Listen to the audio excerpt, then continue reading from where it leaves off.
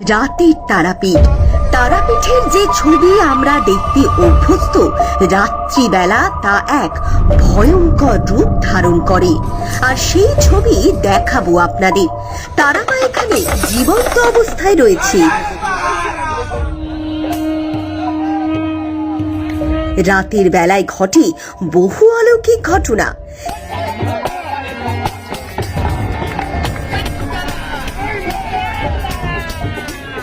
চিতা থেকে এক আলোর জ্যোতি বেরিয়ে তা এক মেয়ের আকৃতি ধারণ করে। বুলু রেটা একটা আকৃতি নিল, এই জিনিসটা একটা মেয়ে ছেলের আকৃতি ধারণ করে, মানে স্বয়ং মেয়ে ছেলের আকৃতি ধারণ করলো। হ্যাঁ,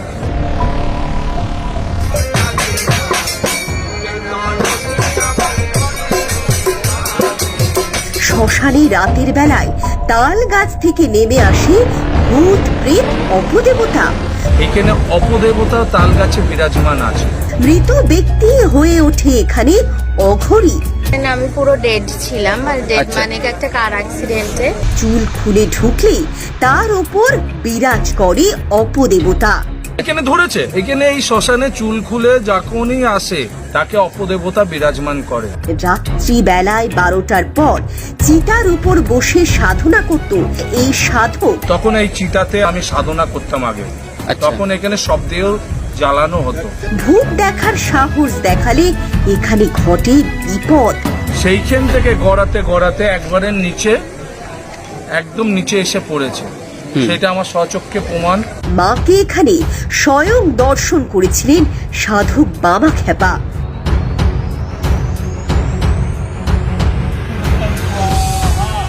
রাত্রিবেলায় মা শ্মশানে বিরাজ করেন। রাত্রির 1টার পর, 12:30টার পর শ্মশানে মা তারা বিরাজমান থাকে, এটা সাক্ষাৎ প্রমাণ।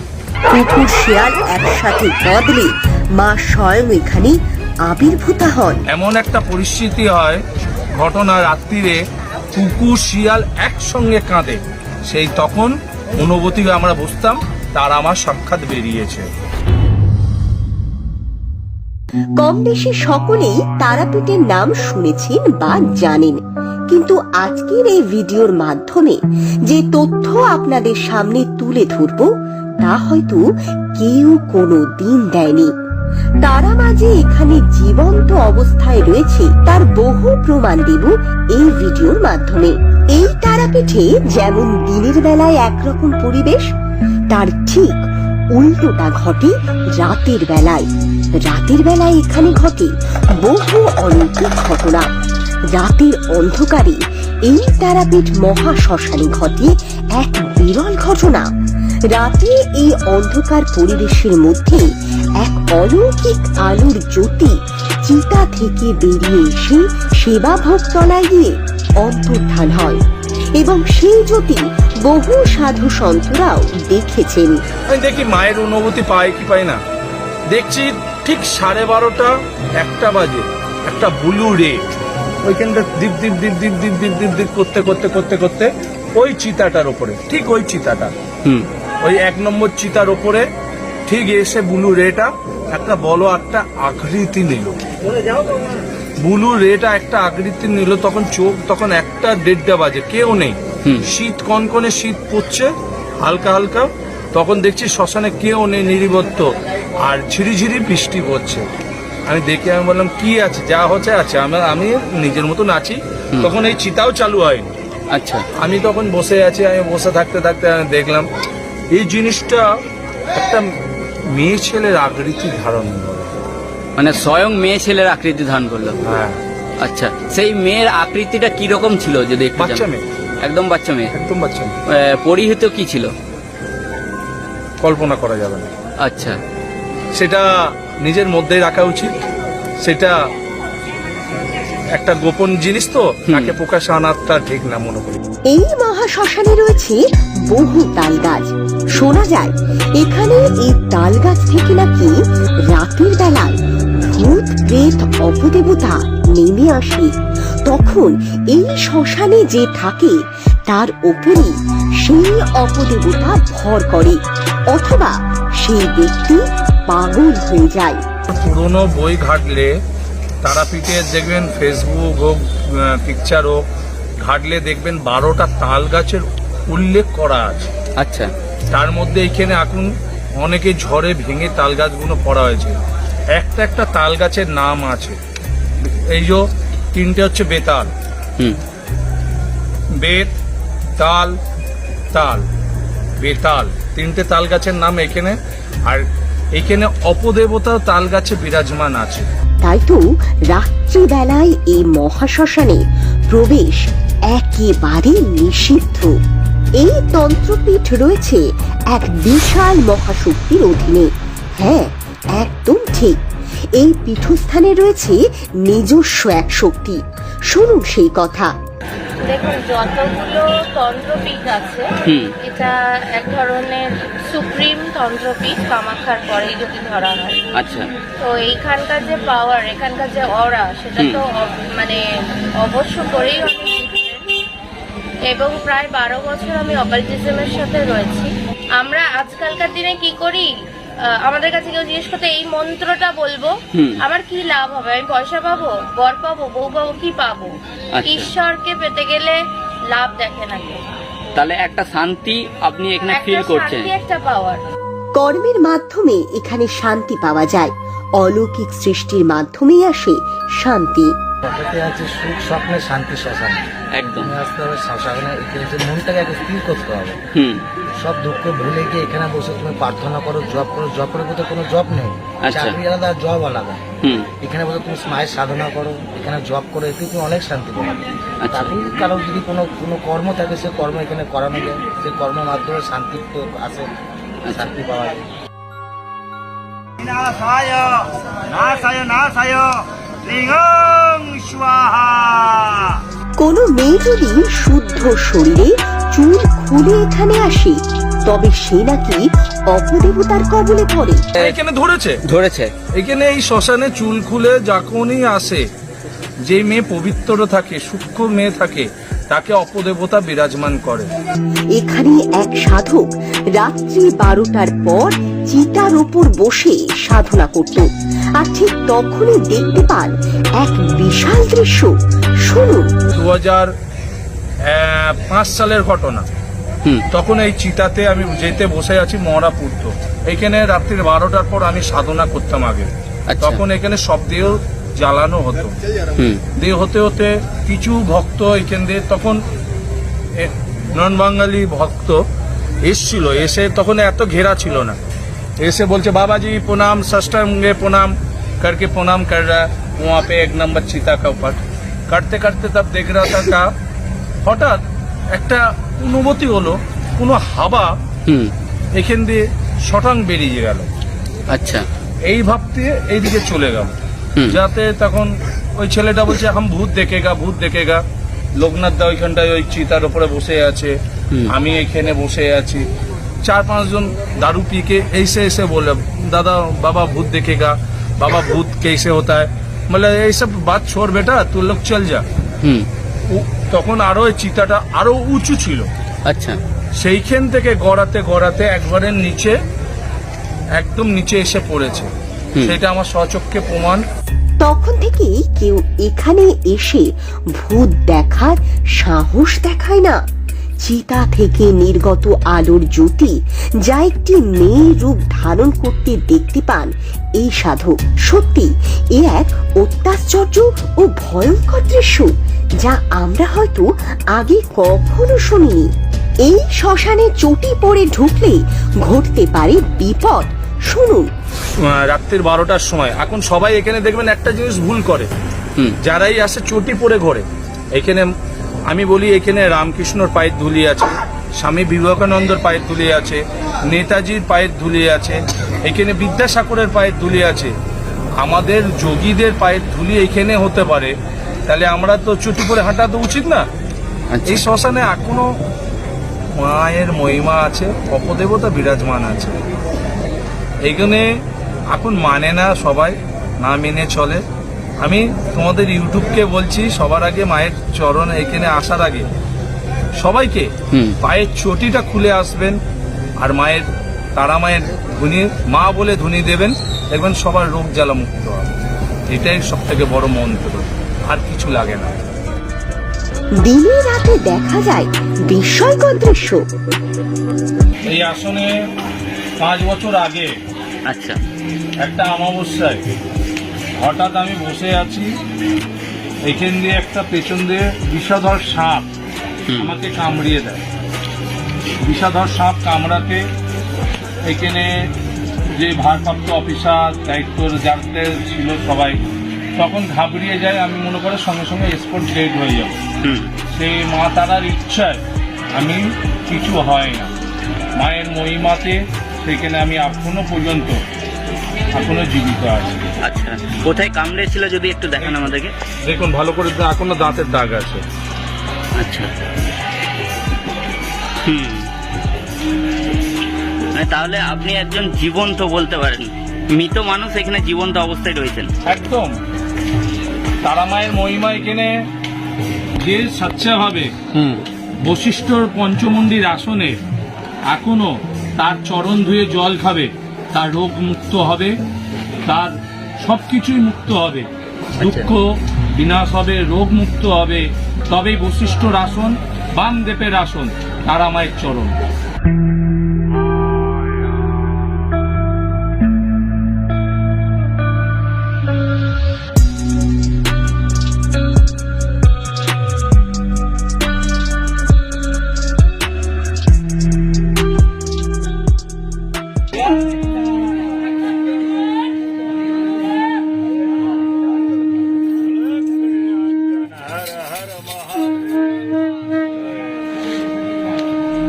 এখানে মানুষের মুখে কুকুরের মুন্ড ও কুকুরের মুখে মানুষের মুন্ড দেখতে পাওয়া গিয়েছে বলেও শোনা যায়।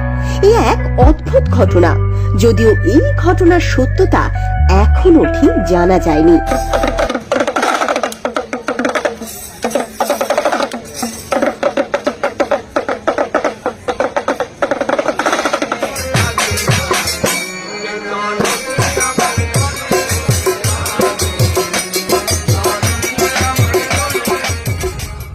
তারা মায়ের রয়েছে এখানে চরণ।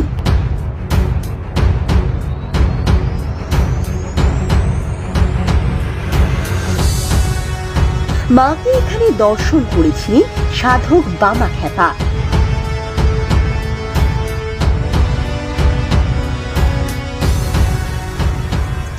মায়ের চরণ মন্দিরের পাশে রয়েছে তাঁর সমাধি মন্দির। রাতের অন্ধকারে এই জায়গা যেন আলোকিত হয়ে ওঠে ভক্তদের আনাগোনায়।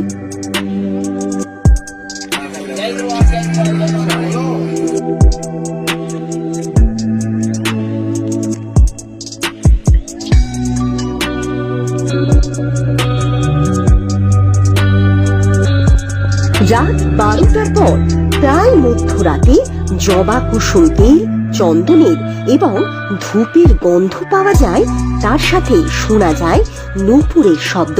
আর স্বয়ং বামদেব একটা সিদ্ধ স্বয়ং সাদা শিব ছিল। বামদেব হচ্ছে সাদা শিব, তারাপীঠ ভৈরব ছিল। সে তাকে নিয়ে একটা টাইমে মাকে পাওয়ার জন্য সে পাগল হয়ে গেছিল, জঙ্গলে জঙ্গলে তপস্যা করেছিল সে মাকে দর্শন পাবে বলে, সে মাকে অনুভূতি করার জন্য। সে মা কোথায় ছিল? সে মা পুরো শ্মশানে বিরাজমান ছিল। তার জন্য রাত্রির 12টার সময় জবা কুসুম তেলের গন্ধ পাবেন, অগরুর গন্ধ পাবেন, চন্দনের গন্ধ পাবেন, ধূপের গন্ধ পাবেন, আর নূপুরের আওয়াজ পাবেন ঠিক 12:30 থেকে 1টার মধ্যে। ওই টাইমটাই ওই বুলুরের পরিক্রমা করে শ্মশানে। এটা প্রমাণ করে যে রাত্রিবেলা মা নিজে মহাশ্মশানে বিরাজ করে।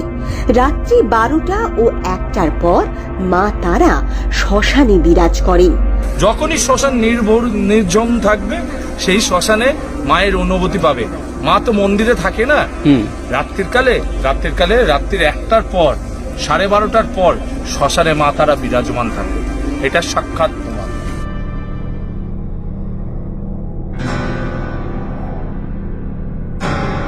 আমাদেরকে এই সমীরনাথ অঘরী বাবা আরো জানান যে তিনি এই মহাশ্মশানে কুকুর, শিয়াল ও সাপ এবং মায়ের দর্শনের অনুভূতিও লাভ করেন, এবং এই শ্মশানে যখন কুকুর ও শিয়াল একসাথে কাঁদে মা নাকি তখন সাক্ষাৎ এখানে আবির্ভূত হন। কেন আমি অনুভূতি অনেক কিছুই করেছি। এই শ্মশানে ভূতের অনুভূতি করেছি, এই শ্মশানে শিয়ালের অনুভূতি করেছি, এই শ্মশানে হনুমানের অনুভূতি করেছি, এই শ্মশানে সাপের অনুভূতি করেছি, এই শ্মশানে কুকুরের অনুভূতি করেছি। 2014 সালে কুকুর কান্না শুরু করেছিল এই শ্মশানে। আচ্ছা, যখন 2014 সালে এমন একটা পরিস্থিতি হয়, ঘটনা রাত্রিরে কুকুর শিয়াল একসঙ্গে কাঁদে, সেই তখন অনুভূতি আমরা বুঝতাম তার আমার সাক্ষাৎ বেরিয়েছে। গলা কাটা ভূতেরও দর্শন লাভ করে এই অঘরী বাবা। শুনুন।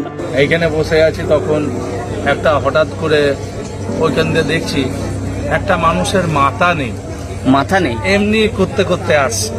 আচ্ছা, সে ভূত না মানুষ বদমাশি করছে সেটা বুঝতে পারলাম না। তারপর আমরা কিছুক্ষণ ঘুরিয়ে তাকাচ্ছি, দেখছি আর লোকটা নেই। তারপরে গিয়ে আমাদের একটু তিমতিপানি লেগেছে, কেন মাংস গড়া শরীর। দেখো যতই হোক ভূত দেখলে সবাই ভয় পাবে, তোমার সামনে ভূত আসে তো তুমিও ভয় পাবে। তখন গিয়ে আমাদের গায়ের লোমগুলো শিগগিরই উঠেছে। তখন গিয়ে আমরা মনে করলাম এইটা কিছু জিনিস আছে। মৃত মানুষ সেখানে হয়ে ওঠে অঘরী। শুনুন সে কথা। যে আমি 2008-এ বলতে পারেন আমি পুরো ডেড ছিলাম, মানে ডেড মানে একটা কার অ্যাক্সিডেন্টে। তো তারপরে আমার যেটা আমার লাইফে যদি প্যারানর্মাল এক্সপিরিয়েন্স হয়, তো আমি first of all I am a student, I am a convent student. আচ্ছা, and by profession I am a clinical cosmetologist. আর আমি গ্রেসফুল ইউনিভার্সিটি জার্মানি থেকে এটা কমপ্লিট করি। তো আমার কাছে অনেকেই কোয়েশ্চেন করে যে why I am into Aghora. ঠিক আছে, মানে আফটার হায়ার স্টাডি এতটা ডিগ্রি অ্যান্ড শিক্ষাগত যোগ্যতার পর why I am into Aghora practice. So first of all আমাকে অকাল্টিজম খুব টানে। আর আমার মনে হয় যে এত কিছু যে আছে না, অকাল্ট সাধনা, এগুলো আমরা চুজ করি না, এগুলো আমাদেরকে চুজ করে যদি আপনি জেনুইন সাধক হন। এবার সাধনার নামে এখন অনেক কিছুই হয়, কিন্তু এগুলো আমি একটা খুব ভালো বাড়ি থেকে বিলং করি, মানে এমন নয় যে আমি সাধনা করতে পারবো না, খুব গরিব হতে হবে সাধনা করতে গেলে। এটা মানুষের মাথা বোধ হয় কোথাও একটা ভুল জিনিস আছে। সাধনা একটা নেশা, ঠিক আছে? আপনি যখন এই নেশাটার মধ্যে থাকবেন তাহলে অন্য কোনো জিনিসের প্রতি আমি যদি বলি আমি এখন ভূত দেখতে শ্মশানে এসেছি, মিথ্যে কথা বলা হবে। আমার নেই এমন কিছু নেই যদি বলতে যাই, কিন্তু আমার গুরুদের টানে এই নেশায় এই সাধনার পথে আসাটা, এটা হয়তো আমাকে অকাল্ট চুজ করেছে, আমি অকাল্টকে চুজ করিনি। দেখুন, আত্মা যখন আপনার সামনে আসবে সেটা ভূত না দেবতা আপনিও জানেন না, তাই তো? কারণ আমরা যদি বলতে যাই যে আমি তো নিজে তো মহাপুরুষ নয় যে আমার দেবী দর্শন হয়েছে, কিন্তু এই যে বিশ্বাস, যেরকম দেবতা সেরকম অপদেবতা, সবটাই পাওয়ার। আমার নিজের মধ্যে ভূত আছে, ভগবান আছে, রাক্ষস আছে, সবকিছু প্রত্যেকটা মানুষের মধ্যেই। তাই শুধু ভালো কেউ নয়, তাহলে মানুষ কিন্তু ঈশ্বর হয়ে যেত। ঠিক আছে, তা সেই জায়গা থেকে প্যারানর্মালিটি এখানে মায়ের যে আমরা প্রত্যেকটা মুহূর্তে মায়ের প্রেজেন্স, এখানে তারা মায়ের প্রেজেন্স শ্মশানে মেনলি এখানে আমরা ফিল করি যারা রাতে আমরা থাকি। এবং আমার মনে হয় কোনো দৈব শক্তিকে চোখের সামনে দেখতে পাওয়ার, মানে আমি দৃষ্টান্ত করব না, তার কারণ এগুলো প্রলয়, এটাকে চ্যালেঞ্জ করতে নেই। অনেকেই বলতে পারে যে ওরকম কিছু নেই, ওটা গল্প কথা। প্রলয় সামনে এসে দাঁড়ালে আমরা তো ক্ষুদ্র মানুষ, সেটাকে নেওয়ার ক্ষমতা আমাদের হয়তো নেই, কারণ ঈশ্বর দর্শন দেবে প্রলয়ের রূপে, সে কিন্তু ঈশ্বর। কেউ যদি অপদেবতা বা ভূত প্রেতের বশে আসে তাহলে তা এখানে রাতে যজ্ঞের মাধ্যমে দূরীভূত করা হয়। এছাড়াও এখানে বহু কর্মকাণ্ডের সফলতার জন্য যজ্ঞ করানো হয় নিজেদের জীবনের শান্তির প্রয়োজনে। ওম হিং শ্রী ওম ফট তারাতে ফুট ফট স্বাহা, ওম তারিণী তুরুত্তম স্বাহা। এই তারাপীঠ যেমন তন্ত্র সাধনার পবিত্র পীঠস্থান, ঠিক তেমনই কিন্তু তার আরো একটা দিক রয়েছে। এটিকে এক ভয়ঙ্কর রূপী জায়গাও বলা যেতে পারে, যেখানে ঘটে চলে দিন রাতে সব অলৌকিক কর্মকাণ্ড, যেখানে বহু সাধকরা স্বয়ং মাকে দর্শন লাভ করেছেন।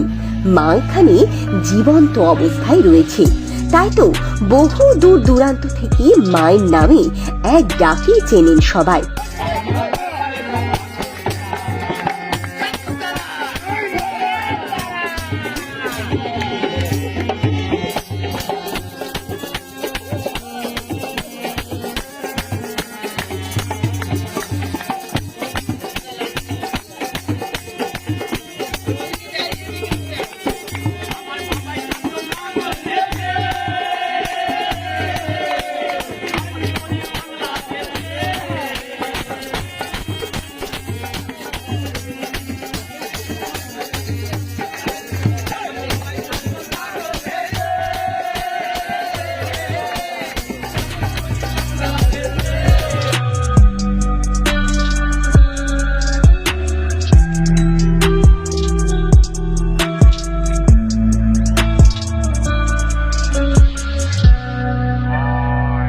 এই মহাশ্মশান বহু মানুষকে বহু রকম দিক দেখিয়েছে জীবনে চলার প্রত্যেক মুহূর্তে।